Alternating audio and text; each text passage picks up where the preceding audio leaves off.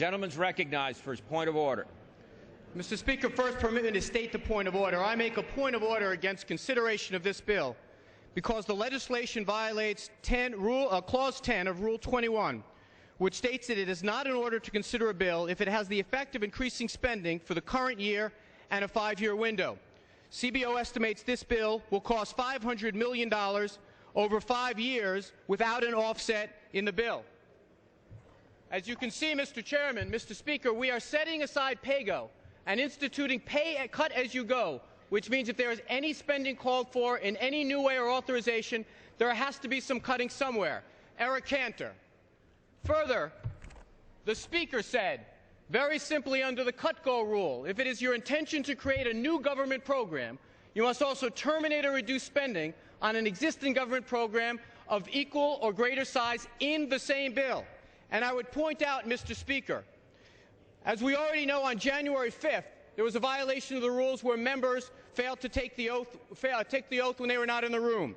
On February 9th, failed to offer a proper constitutionality statement with legislation that was offered. On March 3rd, failed to require 3/5 majority for the passage of a bill that raised tax rates. On March 17th, this House failed to... Is correct. House will be in order. Continuing, on March 17th, we failed to make legislation available 72 hours. And now we are failing to include an offset for a new government program required under these rules under cut-go. In order for these rules to be taken seriously, we can't simply say, because it's a favorite program of the Speaker, we're going to waive the rules. The rules are there for a reason. We voted on those rules, and they were made an important part of the change of hands in this House. When you have statements like this by the Speaker, they should be taken seriously. There is no argument that the funds in this bill are simply not paid for, and I insist on my point of order. The Chair is not aware of any point of order against a pending measure that would be timely or cognizable at this time. Mr. Speaker, point of parliamentary inquiry.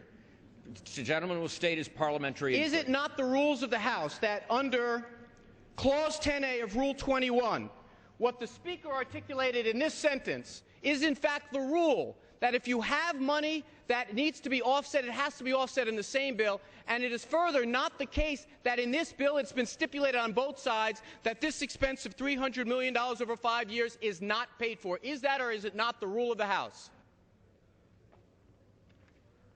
The House does have a Clause 10 of Rule 21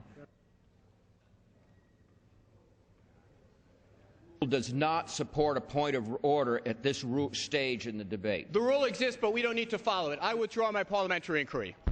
The gentleman is untimely. The question...